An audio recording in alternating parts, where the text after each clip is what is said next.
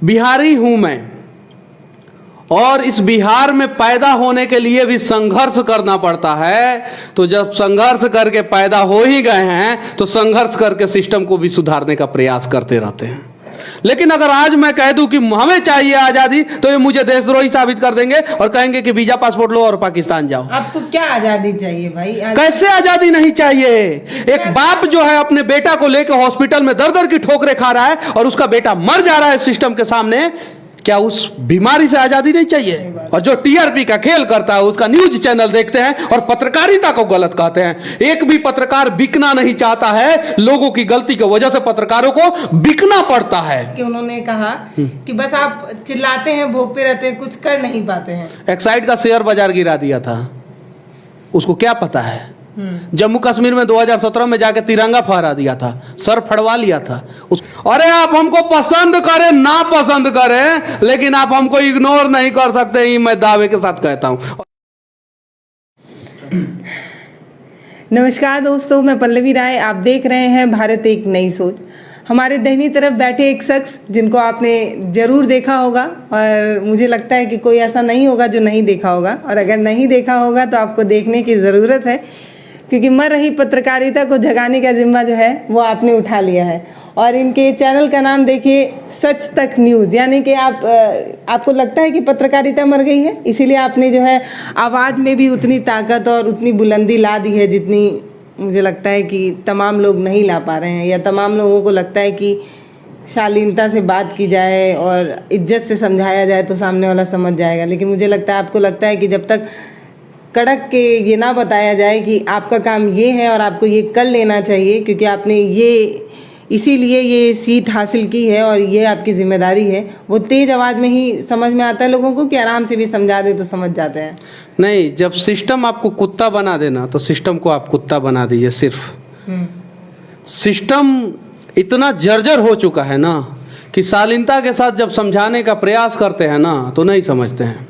तो वहीं गयो 3 दिन बीत, भयभिन होत न प्रीत, राम जी का वो लाइफ स्टाइल जो है हमें याद आ जाता है, जब वो समुद्र के किनारे बैठे थे और समुद्र से विनती कर रहे थे कि रास्ता दे दो। सिस्टम से हम लोग भी विनती करते हैं कि ये काम कर दो। जब नहीं करता है सिस्टम और कुत्ते की तरह दुत्कार के हमें अपने दरवाजे से भगा देता है, तो फिर उसी सिस्टम के दरवाजे पर लात मार के हम घुस जाते हैं और उसे कुत्ता बना के उस कुर्सी से बाहर निकाल देते हैं। बस। मनीष कश्यप जी, आपने अर्नब गोस्वामी जी को सुना ही होगा। ये अपनी आवाज़ के दम पर ही अपना चैनल चला रहे हैं, ऐसा मुझे लगता है। बहुत से लोग उनको पसंद भी करते हैं, हालांकि ये बातें नहीं होनी चाहिए, लेकिन उनको देखकर और सोशल मीडिया पर मुझे लगता है कि आपने अपने दम पे, अपनी आवाज़ के दम पर, लोग कहते हैं गायक लोग जो होते हैं वो अपनी आवाज़ के दम पर जो है वो राज करते हैं दिलों पर। लेकिन मुझे लगता है आपकी बुलंद आवाज़ जो है वो लोगों के दिल में जगह बना रही है। नहीं, देखिए, कुछ लोग मुझे पसंद नहीं करते हैं, ये बात मैं जानता हूँ, लेकिन मैंने लोग आपको इसलिए नहीं पसंद करते हैं क्योंकि आप सही सवाल पूछ लेते हैं। मैं जानता हूँ, मेरा बहुत सारा वीडियो है शालीनता के साथ है, आप जाके देखिए। इंश्योरेंस की गड़बड़ी हो तो, या हॉस्पिटल में, बहुत सारे जगह पे। लेकिन मैंने एक ही बात बोला ना कि जहाँ शालीनता के साथ समझ जाते हैं लोग, वहाँ इंसानों की तरह हम समझा देते हैं। जहाँ शालीनता के साथ नहीं समझते हैं, वहाँ उस सिस्टम पे बैठे हुए लोगों को कुत्ता बना देते हैं। अपने बारे में कुछ बताइए मनीष जी, आप कहाँ से हैं, क्या क्या पढ़ाई की आपने? ये नहीं मिल पा रहा है सोशल मीडिया पे, वीडियोस काफ़ी हैं, बस कुछ जानकारी नहीं है आपके बारे में। मेरा घर पश्चिमी चंपारण है, और चंपारण वही जगह है जहाँ से सत्याग्रह शुरू हुआ और देश आज़ाद हुआ। शायद उस सत्याग्रह की झलक दिख रही है अब। शायद हम लोग भ्रष्टाचार को ख़त्म करने का एक मुहिम जो है उठाए हुए हैं। हालांकि ये असंभव है, 100% नहीं ख़त्म कर सकते हैं, लेकिन एक प्रयास कर रहे हैं। जहाँ से भी भ्रष्टाचार ख़त्म हो सकता है वहाँ से ख़त्म करने का कोशिश कर रहे हैं। पश्चिमी चंपारण से का जिला हेडक्वार्टर बेतिया है, और बेतिया से 25 किलोमीटर दूर महानवा डुमरी एक गाँव है जो नदी से घिरा हुआ है, वहाँ पर मैं पैदा हुआ हूँ। वहाँ बाढ़ आ गया होगा? बाढ़ आता है हमेशा वहाँ पे। कहा जाता है कि बेंग मूत देता है तो बाढ़ आ जाता है। बिहारी हूँ मैं, और इस बिहार में पैदा होने के लिए भी संघर्ष करना पड़ता है। तो जब संघर्ष करके पैदा हो ही गए हैं तो संघर्ष करके सिस्टम को भी सुधारने का प्रयास करते रहते हैं। गजब। फैमिली बैकग्राउंड के बारे में कुछ? मेरे पिताजी फौज में हैं। मेरी माँ हाउसवाइफ है। मेरा भाई जो है वो एक प्राइवेट कंपनी में जॉब करता है, उसकी शादी हो चुकी है और मैंने शादी नहीं किया है। क्यों? बहुत सारा रीजन है उसका। करना नहीं है या अभी तक हुआ नहीं है? दोनों है। अच्छा। करना भी नहीं है और हुआ भी नहीं है। कोई अपनी बेटी को जो है मेरे दरवाजे लोगों को नहीं पसंद करते हैं, ये बात सच है। समाज चाहता है कि हर घर में भगत सिंह पैदा हो, लेकिन मेरे घर में नहीं हो, तो ये चीज है। तो दोनों रीजन है, करना भी नहीं है और हुई भी नहीं है। कुछ पॉलिटिकल बैकग्राउंड है क्या आपका?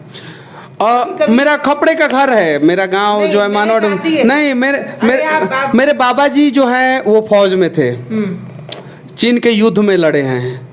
मेरे बाबा जी के पिताजी किसान थे और मेरे पिताजी फौज में, मेरे बड़े पापा फौज में, मेरे चाचा जी किसान। और इन सब बीच में कोई पॉलिटिकल रिश्ता नहीं है। मेरे घर वाले कभी पॉलिटिक्स में ना थे ना हैं, और भविष्य में देखिए मेरा कहाँ तक सफर जाता है। दुश्मनों से लड़ रहे हैं और आप भ्रष्टाचार से। देखिए दुश्मन दो प्रकार के हैं, एक बॉर्डर पे हैं और एक देश के अंदर हैं।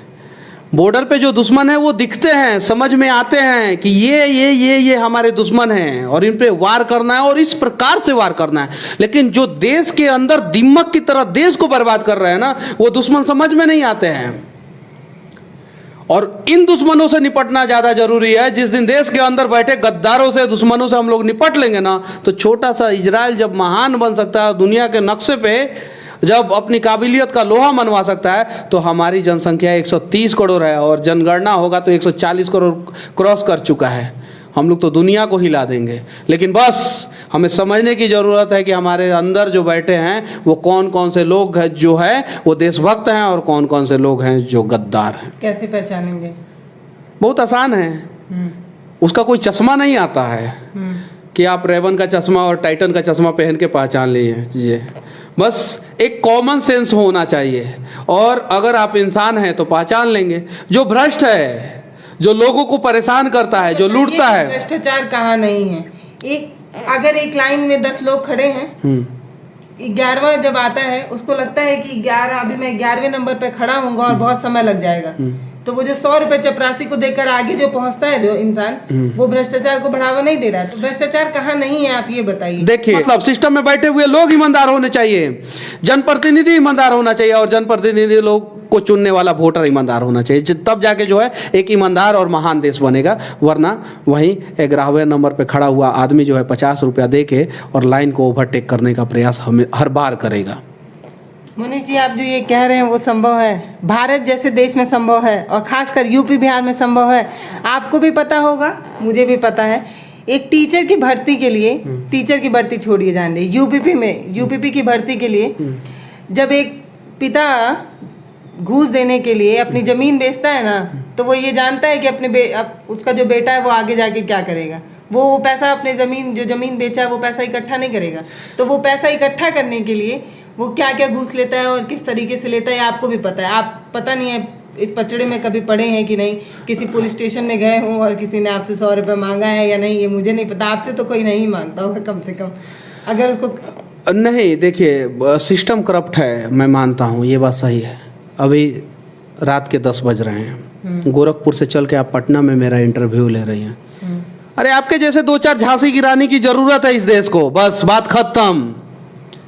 उससे ज्यादा मैं कुछ नहीं कहना चाहता हूँ। गोरखपुर से चल के रात के 10 बज रहे हैं अभी, और आप यहाँ पे बैठ के मेरा इंटरव्यू ले रही हैं, क्या ये छोटी बात है? अरे हमारे जैसे बहुत सारे लोग मिलके इस सिस्टम को सुधारेंगे, आज नहीं तो कल।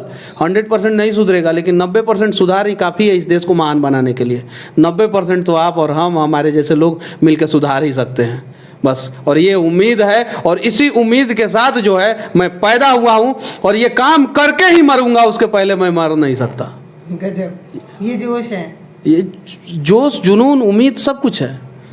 आप इंजीनियरिंग की पढ़ाई किए थे, फिर पत्रकारिता में कहाँ से आ गए? हम लोग का रोजगार क्यों खा रहे हैं? देखिए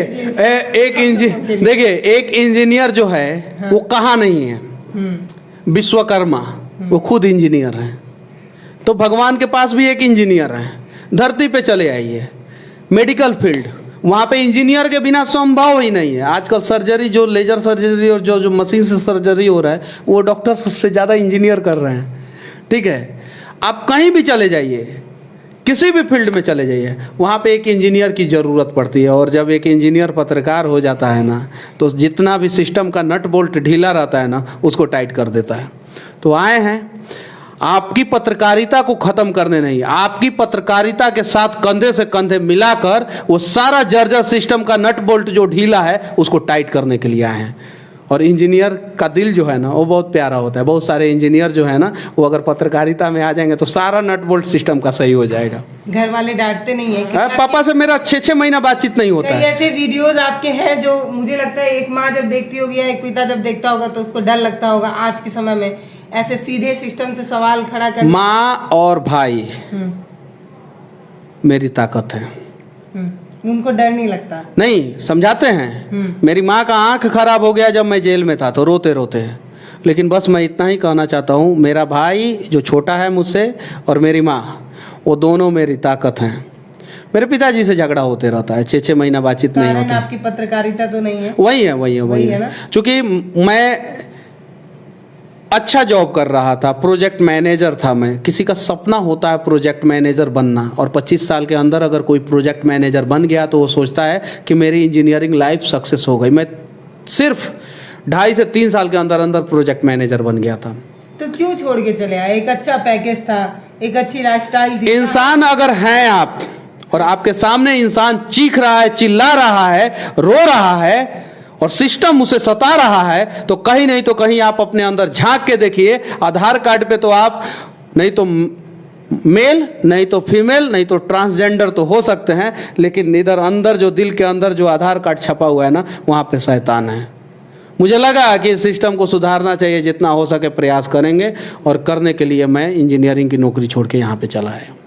जेल कैसे जाना हुआ, क्या कारण? 4 बार जेल गया हूँ। अरे बाप रे। ठीक है, और कम से कम 40 बार पुलिस ने मुझे गिरफ्तार किया, हथकड़ी लगाया है। सब फेसबुक पे फोटो वोटो डाला हुआ है, कम से कम 40 बार। किसी के लिए आंदोलन कर रहा हूँ, चलो सिस्टम के खिलाफ हो तुम, चलो तुमको जेल में डालते हैं। अरे कहते हैं ये लोग कि देश आजाद है, पहले पूछिए इन लोगों से कि क्या देश आजाद है। लेकिन अगर आज मैं कह दूं कि हमें चाहिए आजादी, तो ये मुझे देशद्रोही साबित कर देंगे और कहेंगे कि वीजा पासपोर्ट लो और पाकिस्तान जाओ। आपको क्या आजादी चाहिए भाई? कैसे आजादी नहीं चाहिए? एक बाप जो है अपने बेटा को लेकर हॉस्पिटल में दर दर की ठोकरें खा रहा है और उसका बेटा मर जा रहा है सिस्टम के सामने, क्या उस बीमारी से आजादी नहीं चाहिए? आप जाइए थाने में, वहां पे FIR करने के लिए 300 रुपया घूस देना पड़ता है, क्या उस भ्रष्टाचार से आजादी नहीं चाहिए? आप जाइए एक नेता के पास जो कहता है कि हम आपके सुख दुख में शामिल होंगे, और जब बाढ़ में आप डूब जाते हैं तो उस पर राजनीति करके और वो पैसा कमाता है, क्या उस नेता से आजादी नहीं चाहिए? विधानसभा में जो कुर्ता फाड़ते हैं, एक दूसरे को दोषी ठहराते हैं और वहीं एक दूसरे के साथ कंधा से कंधा मिला के भ्रष्टाचार करते हैं, क्या उनसे आज़ादी नहीं चाहिए? हमें इन लोगों से आज़ादी चाहिए। और जिस दिन इन लोगों से आज़ादी मिल जाएगा ना, काले अंग्रेज तो चले गए, ये गोरे अंग्रेज तो चले गए, इन कालों अंग्रेजों से जिस दिन आज़ादी मिल जाएगा ना, उस दिन हमारा भारत फिर से अखंड भारत बनेगा, और उसी दिन हमारा भारत जो है ना वो विश्व गुरु बनेगा। उसके पहले जो है ना, ये सिर्फ और सिर्फ ढकोसला करते हैं। आज की पत्रकारिता पे क्या कहना? बहुत अच्छा पत्रकारिता है। पत्रकारिता गलत नहीं है, देखने का नजरिया गलत है। अभी कौन कहता है पत्रकारिता गलत है? कोई पत्रकार गलत नहीं है। पत्रकारिता का मतलब होता है कि वो समाज का आईना जो सब कुछ को निष्पक्ष रूप से दिखाए, और निष्पक्ष रूप से दिखाने वाले बहुत सारे न्यूज चैनल हैं। उनको TRP लोग नहीं देते हैं, नहीं देखते हैं उनका न्यूज चैनल। गलत कौन, पत्रकार या लोग? और जो TRP का खेल करता है उसका न्यूज चैनल देखते हैं और पत्रकारिता को गलत कहते हैं। एक भी पत्रकार बिकना नहीं चाहता है, लोगों की गलती की वजह से पत्रकारों को बिकना पड़ता है। कोई भी एजेंसी, बड़ी सी एजेंसी हो, उसने अगर 2 करोड़ रुपया 4 करोड़ रुपया इन्वेस्टमेंट किया हो, उसका महीना में 30 लाख रुपया खर्चा हो, उसको नहीं देखेंगे लोग। और जब वही TRP मसाला खबर दिखाएंगे तो उसको लोग देखेंगे। तो पत्रकारिता कहां से गलत हो गया बताइए आप? आज जो है मैं इतना संघर्ष करता हूं, आप जो है इतना संघर्ष, आपके बारे में कौन जानता है? जानते हैं लोग? आपके जो जितने सब्सक्राइबर हैं, अब संघर्ष ही करती है ना कि रात के 10 बजे यहाँ पे आई हैं, ईमानदारी है ना कि एक पत्रकार को आप प्रमोट कर रही है, सच तक के पत्रकार को आप प्रमोट कर रही हैं, है कि नहीं ईमानदार लोग? बस एक बार इस दर्पण को साफ करने की जरूरत है। सब कुछ जो है अभी धुंधला धुंधला दिख रहा है ना, वो साफ दिखने लगेगा। और पत्रकार कोई गलत नहीं होता है और पत्रकार कोई बिकना नहीं चाहता है। मैं हर वीडियो में ये बात बोलता हूँ, लेकिन सिस्टम तो मजबूर कर रही है। हाँ, ये बात सही है। जो ईमानदार पत्रकार है उन पे SC ST हो जाता है, जो ईमानदार पत्रकार है उन पे केस कर दिया जाता है, जो ईमानदार पत्रकार है उनको फंसा दिया जाता है। तो फिर समाज के लोग नेताओं के लिए खड़े हो जाते हैं, जिंदाबाद मुर्दाबाद करते हैं, गांधी मैदान में बम फोड़ दिया जाता है, फिर भी नेताओं के लिए खड़े रहते हैं। उन पत्रकारों के लिए क्यों नहीं खड़े रहते हैं जो ईमानदारी के साथ देश और समाज को बचाने का प्रयास करते हैं? कौन गलत है? पत्रकार गलत है। अरे पत्रकार को गलत कहने वाले लोगों को जो तो है, मेरे मुंह से कुछ अगर गलत निकल जाएगा तो फिर दिक्कत हो जाएगा लोगों को, इसीलिए नहीं ठीक है। तो इसीलिए मैं बस इतना ही कहना चाहता हूं कि पत्रकारिता गलत नहीं है बस, और पत्रकारिता कभी गलत हो ही नहीं सकती है। जिस दिन अच्छे पत्रकार और अच्छी पत्रकारिता करने वाले लोगों का लोग समर्थन करना शुरू कर देंगे, उस दिन सारी समस्याओं का समाधान हो जाएगा। मनीष कश्यप जी, मुझे एक बात नहीं समझ में आ रही है। आजकल के समय में आप देख रहे हैं किस तरीके से पत्रकारों की हत्याएं हो जा रही हैं। जो लोग सरकार से सवाल करते, वही तो मैं बोल रहा हूँ ना, मैं बता रही हूँ, उन पे तमाम तरीके की धाराएं लगाकर उनको जेल में भेजा जाता है। ऐसे में एक मनीष कश्यप आ रहे हैं जो अपनी पूरी बुलंदी, पूरी ताकत के साथ सिस्टम के खिलाफ बोल रहे हैं। उनके परिवार के लोग डरे हुए हैं, जैसा कि आपने खुद भी माना कि पिताजी आपसे बात नहीं करते क्योंकि उन्हें डर है कि आगे क्या ही हो जाए। अभी आपने खुद बताया आप इतने बार जेल भी जा चुके हैं। मुझे तो यही समझ में आ रहा है कि आप सिस्टम से सवाल करते हैं तो सिस्टम को पसंद नहीं आता तो आपको जेल में डाल रहा है। ऐसे कई बच्चे होंगे जो पत्रकारिता की पढ़ाई कर रहे होंगे, आपको लगता है कि वो आपको या हमको देख के जिनको ये लग रहा है कि आगे जाके भैया जेल भी हो सकता है, वो ऐसी पत्रकारिता करेंगे? पत्रकारों को एक होना होगा बस। जैसे डॉक्टर एक हो गए ना, नासिक में एक डॉक्टर गलत करता है और गलती से उसके ऊपर जो है कोई 1-2 थप्पड़ मार देता है, तो एम्स दिल्ली में डॉक्टर हेलमेट पहन के लगते हैं इलाज करने कि हमको सेफ्टी चाहिए, हमको गार्ड चाहिए।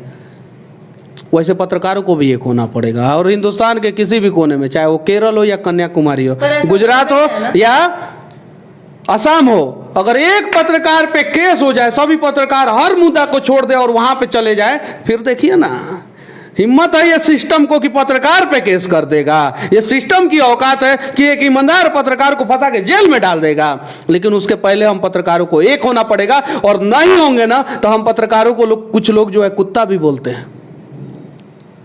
तो एक कुत्ता से अगर कलम की ताकत को दिखाना है और पत्रकार बनना है ना, तो सबसे पहले हम लोगों को एक होना होगा। और जिस दिन एक हो गए ना, ये सिस्टम कुछ नहीं हम लोग समझेंगे, सबको सुधार देंगे। आपके चैनल पे कमेंट पढ़ रही थी, काफी अच्छे कमेंट्स भी थे और कुछ गलत भी थे। उसमें से एक कमेंट आपके सामने रख रही हूँ, पता नहीं आप इस पे क्या रिएक्ट करेंगे। क्योंकि कहते हैं कि जो आपकी बुराई करते हैं वो दरअसल आपको मजबूत बनाते हैं। ऐसा नहीं, आप बताइए, मैं हर चीज के लिए तैयार हूँ। हाँ, उन्होंने कहा कि बस आपका नाम लिख के उन्होंने कहा कि बस आप चिल्लाते हैं, भोगते रहते हैं, कुछ कर नहीं पाते हैं। एक्साइड का शेयर बाजार गिरा दिया था, उसको क्या पता है? जम्मू कश्मीर में 2017 में जाके तिरंगा फहरा दिया था, सर फड़वा लिया था, उसको क्या पता है? हुंडई का शोरूम में घुस के वीडियो बनाया था और उसको नहीं पता है कि हुंडई के सभी शोरूम में आज हर गाड़ी जहां सर्विसिंग होता है वहां पे CCTV लगा हुआ है और हर कस्टमर जो है अपना गाड़ी का रिकॉर्डिंग ले सकता है। वो मनीष कश्यप का देना है। तो कहीं चीखना पड़ता है, कहीं चिल्लाना पड़ता है। जो नहीं समझते हैं, एयर कंडीशन कमरा में बैठ के पसीना हो रहा है ना, आपको हमको हो रहा है ना, एयर कंडीशन कमरा में बैठ के बोल देंगे मनीष कश्यप चीखता है, चिल्लाता है। अरे आप हमको पसंद करें ना पसंद करें, लेकिन आप हमको इग्नोर नहीं कर सकते, ही मैं दावे के साथ कहता हूं। और इग्नोर किए होते तो कमेंट नहीं किए होते, प्यार से देखे होंगे मेरा चीखना चिल्लाना, और कहीं गलती से उस सिस्टम का एक अभिन्न अंग होंगे, उनके खिलाफ वीडियो बनाया होगा, इसलिए वो ऐसा कमेंट किए होंगे। आगे क्या सोच रहे हैं, आगे क्या करना है, आगे कैसे जगाना है? तमाम जिंदा कौमें तो भी हैं, लेकिन बहुत से लोग हैं जो सो रहे हैं, उनको जगाने की ज़रूरत है ताकि और मजबूती से हम आगे बढ़ सकें, अब भारत को और आगे ले जा सकें। इसके लिए आप क्या सोच रहे हैं, आगे आप क्या करेंगे? मैं बोलूँगा कि भारत को विश्व गुरु बनाऊंगा तो लोग मुझे गरियाएंगे, और मोदी जी बोलेंगे तो लोग उनको सम्मान देंगे। If you don't like any rule then follow the rule, go on top and then change the rule. पहले मैं रास्ता को, मैं नियम और कानून को फॉलो कर रहा हूँ, फिर धीरे धीरे जाएंगे और ऊपर बैठेंगे तो हिलाएंगे और पूरा सिस्टम को हिला के रख देंगे। जितना जर्जर सिस्टम है उसको सबको टाइट कर देंगे। लेकिन अभी धीरे धीरे प्रयास कर रहे हैं हम लोग कि हाँ, कुछ पत्रकारों को एक किया जाए, कुछ समाज सेवियों को एक किया जाए, और सबको एक करके जो है ना, एक भारत, सशक्त भारत और भ्रष्टाचार मुक्त भारत बनाने का कोशिश किया जाए। लेकिन उसके लिए अगर ये 3000 के कुर्सी पे बैठ के अगर मनीष कश्यप आज बोलेगा ना, तो आप लोग मेरे ऊपर हंसेंगे। धीरे धीरे ये प्रयास हम लोग कर रहे हैं, देखते हैं कब सफल होंगे। एक आखिरी सवाल करती हूँ, दूरदर्शन का भी दौर हमने देखा, एक शालीनता से अखबार और समाचार सुनाते हुए हमने देखा, फिर धीरे धीरे टीवी का क्रेज बढ़ा और तमाम आज तक और तमाम ऐसे चैनल हैं जिस पर अब एंकर जो है वो अपनी आवाज़ के दम पर चैनल को चला रहे हैं, कर रहे हैं। ऐसे में आपको क्या लगता है कि अब पत्रकारिता जो है वो ऐसे ही लोगों, मतलब अपने सिस्टम को जगाने के लिए अब हमें ऐसे ही बुलंद बनना पड़ेगा या शालीनता से भी काम चलेगा? देखिए, समस्या क्या है कि लोगों के अंदर आक्रोश भरा है, हर किसी को, और वो आक्रोश जो है लोग निकाल नहीं पाते हैं। तो जो निकालता है उसका लोग समर्थन करते हैं। जैसे फिल्मों में जाके देखिए कि कोई हीरो जो है ना खूब पीटता है भ्रष्ट लोगों को ना, तो लोग ताली बजाते हैं। क्यों? वो हीरो नहीं पीट रहा है, लोग समझते हैं कि हम ही पीट रहे हैं, वो हमसे पैसा लिया था ना, उसी को कूट रहे हैं। तो ये चीज़ है। तो अर्णब गोस्वामी जब तेज बोलते हैं ना, तो लोगों को लगता है कि हाँ, हमारे वीडियो साहब हमसे घूस लिए थे, हम उन्हीं को बोल रहे हैं तेज। तो इसलिए उन लोगों को लोग पसंद करते हैं। शालीनता के भी दौर है, शालीनता का दौर नहीं होता तो आज आपके यूट्यूब पे लगभग 4 लाख सब्सक्राइबर नहीं होते, और आप बहुत शालीनता के साथ वीडियो बनाती हैं। ये चीज़ है, हर प्रकार के लोगों को लोग पसंद करते हैं। बस आप अपना काम शिद्दत के साथ, ईमानदारी के साथ, मेहनत के साथ कीजिएगा तो लोग पसंद करेंगे। और अच्छे लोग भी धरती पे हैं, और अच्छे लोगों की संख्या ज़्यादा है। सिर्फ 10% बुरे लोग हैं, लेकिन अच्छे लोगों के ऊपर बुरे लोगों का बुराई इसलिए हावी हो जाता है कि बुरे लोग सिस्टम में ज़्यादा हैं, और सिस्टम में 90% बुरे लोग हैं। तो सिस्टम को सुधारना है और 90% बुरे लोगों को सिस्टम से हटाना है, सब कुछ सही हो जाएगा। मनीष कश्यप जी से हम बात कर रहे थे। आपको ये बातचीत कैसी लगी है, और ये मुझे ज़रूर बताइएगा। कमेंट बॉक्स खुला है, जो भी लिखिए, हम पढ़ते तो हैं ही, और आप भी मुझे लगता है पढ़ते ही होंगे। तमाम जो नए क्रिएटर हैं जो अपने आप को आगे बढ़ाना चाह रहे हैं, या उनको ये लग रहा है, मैं तो बहुत से ऐसे कमेंट्स पढ़ती हूँ जिसमें मुझे लगता है कि अच्छा कि ये बता दी, मुझे तो पता ही नहीं था। ऐसे आप भी अपने कमेंट्स पढ़ते होंगे। तो कमेंट बॉक्स खुला है, अपनी राय, अपनी प्रतिक्रिया हमें ज़रूर दीजिएगा। मनीष कश्यप जी, आपका बहुत धन्यवाद कि आप अपना कीमती समय निकाले हैं, और करीब नहीं, कीमती समय मैं नहीं निकाला हूँ, मैं पटना में ही हूँ। और आप मुझे फ़ोन के यहाँ पे जो आप आई हैं, मैंने इंटरव्यू दिया। कीमती समय मेरे से लाख गुना ज़्यादा आपका है। आप गोरखपुर से आई हैं और अभी देखिए 10:15 हो रहा है, तो आपका कीमती समय है।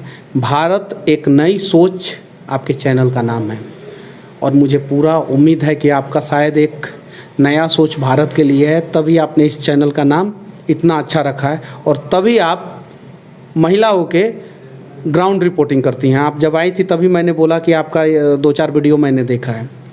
तो आपका समय कीमती है, आपको तहे दिल से धन्यवाद। आपको भी धन्यवाद। मैं पल्लवी राय, भारत एक नई सोच से बहुत बहुत धन्यवाद।